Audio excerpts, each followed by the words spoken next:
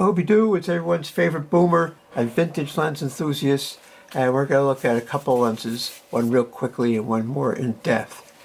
I bought some ugly lenses from KEH down in Smyrna, Georgia, and one of them was the Sigma Zoom Theta 2 3.5 to 4.5, 28 to 85 millimeter multi-coated, lens made in Japan. When I got it, I noticed one of the screws is missing, and this flange looks a little bent. So I said, well, oh, and it has some light hazing in it. So I said, that's neither here nor there. The black is a little scuffed up, but otherwise it's in excellent condition. The zoom mechanism works good. It has a focusing. Oh, look at this! It focuses down to what does it focus down to? 1 meter is 3 feet.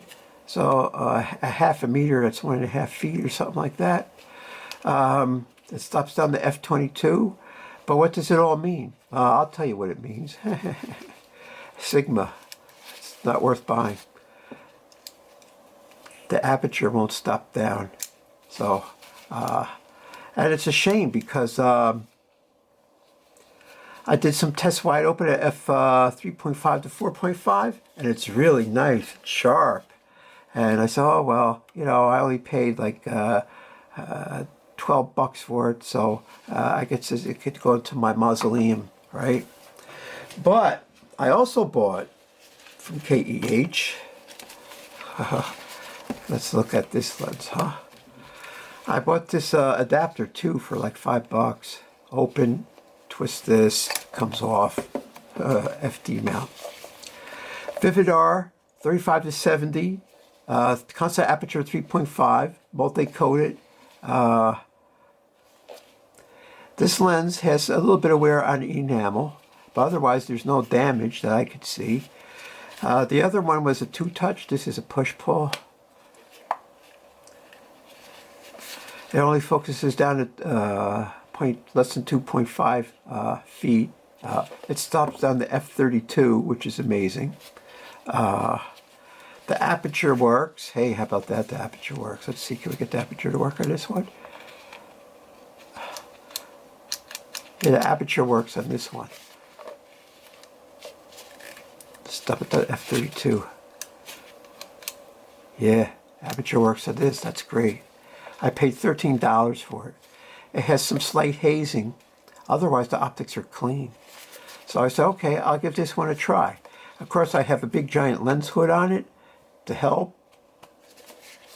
And I went to the park. It was an overcast day. Overcast to cloudy bright and some periods of strong sun. So it was very variegated. So I stopped down to f8 and 11 mostly. I did some long time exposures, so I went down to 22 and 32 because I wanted to get some intentional subject motion movement. Now it's really important with these FD adapters that you have to have it in an open position to put it on, which I just did, and you got to put it on lock or else the aperture won't stop down. So what is this on? Let's see. It's on the a5000. Here's a brief story that I always tell everybody, and I'm going to say it again. When the 6000 series came out that had a eye-level electronic viewfinder, everyone started to dump these. And you get them in brand new, excellent condition, used for $150 because people are just dumping them and buying the new 6000 series. So, wouldn't you know it, I had just bought the 5100, old new stock, because there's still some in stock when the 6000 series came out, and I got it for $380. So what do you think? In the used market, the 5100 is now worth more than what I paid for new used from a superstore in New York City. And now I see these go for like the a5000s, the Alpha. I see these go for like $250. Or they became collector's items, I guess. So what is this monstrosity? This is a Hoodman. It has a really nice large screen. And of course you want to use live magnification. The Hoodman helps immeasurably, right? Because it shields the LCD from light. It has a magnifier. You can always nail the focus. You can really find out which lenses are good and which are not using this thing. All right, so I go to the park, the bailiwick, the bevferwick. That's the park I go to. And I just start taking pictures, and I notice how sharp it is when I'm in the 10x live view magnifier. And I said, wow, this lens is really sharp at f8, 11, and 16. And so I did my usual subject matter. Usually I use mostly either 70 millimeters or 35 millimeters. And this is a sharp lens. You're going to see this in the following slideshow. The central area is critically sharp. Man, it is sharp. It's one of the sharpest lenses I have. It has this wide dynamic range. It's hard to describe. Like if you want to take, and you'll see this, say there's a row of trees like a couple hundred feet away and there's some bright sky.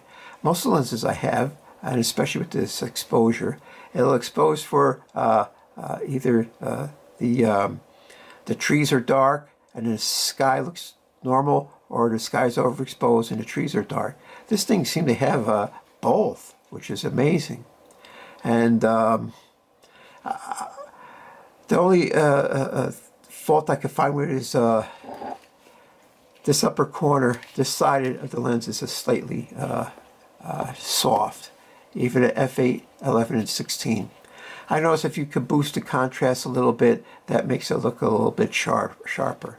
So is this a bad lens? No, for $13, even though the fact that it has a little haze in it, I really like this lens because of the resolution. It's a really nice sharp lens. It was easy to focus at f8, 11, even 16. Although 22 and 32, you were just guessing what was in focus because of large depth of field and diffraction effects. So the bottom dollar is, if you want to experiment with a lens, you can always go to KEH and get either the bargain type, which you might get a better quality, or I wanted to get some lenses and play with them. So I bought 4 ugly lenses. And 4 ugly lenses, I got 2 that are keepers and the rest are bleh. And they're not worth sending back. So for $13, I feel like I got a bargain. You know, I'm going to leave this on this camera for a while and shoot away with a lens hood. Definitely got to use a lens hood. Look, that's a massive lens hood. But at 35 millimeter on a crop sensor, there's no corner vignetting, so you don't have to worry about it. So it's a really excellent lens. I would like to get one in a better condition, like excellent or like new. You know, if it was like around $50, yeah, I would go for it. But then, you know, you gotta always get on the website, hunt, and you know, I figure I got this one. It's good enough, and it was just a lark. But I could tell you that the VIVITAR 35 to 70 zoom of 3.5 MC, 2-touch, right? It's a really good lens. If you can see one cheap somewhere in good condition, pick one up, without a doubt. So, without further ado, let's jump right into the slideshow, shall we? The bailiwick at Bevferwick, well, that's the park I go to. Where is it? Well, it's right next to Jabip, and Jabip is always far away from wherever you are. So I was using the VIVITAR 35 to 70 f3.5 constant aperture on an FD mount, and it was on the SONY a5000. And as you can see, it was sort of overcast, cloudy, but it was going to cloudy bright to some actual bright sun. So these are the usual standardized pictures I take to compare lenses. Check this out. I couldn't believe this lens, you know. It was just sharp, and it preserved shadow detail. The central portion is super sharp, although it gets a little blurry in the corners, and this is a crop sensor. It's a full frame lens, so I don't know how good it was on back in the day on film. The film had its own problems that covered up for a lot of lens defects. There's a bird sitting up in a tree there. this is one of the corners, and you can see the corner is soft, but that's when you're pixel peeping. Remember, this is 20 megapixel. Otherwise, it looks really sharp. Now, some pictures I took at 35 millimeters, and then I zoomed up on it, and then some pictures I took at 70 millimeters, the same thing, so you can compare. 35 millimeters was really sharp in the center, and it seemed more well behaved on the edges than the 70. But still, I picked up for 13 bucks. It was rated as ugly, and the only thing that I could detect that was wrong with it, it had some haze in it. The two center elements where the aperture opens and closes. Well, yeah, there's some slight hazing there. But that didn't affect the resolution is outstanding, and the tonal range is outstanding. I think it's a fantastic lens. If you could get one in a better condition, don't be afraid to pick one up. And it came in different flavors. It came in an FD mount, came in a K mount. I think it came in an F mount. So you could probably find one for the system you got. But if you have a mirrorless camera, you could always get an adapter. Buy a used adapter, that's what I did. I got a whole bunch of adapters I bought used. They're so expensive new now. And so if I see one for $5 or $6, I pick it up. Now, FD has this issue where, with the ring, you got to turn. So if we got to line it up, the red dot goes at the slot, turn the ring on the lens, then you got to turn the ring on the adapter from open to lock. These are intentional subject movement, 1/15th of a second at f/22, and you compare that to, when I was shooting at 1/500th of a second.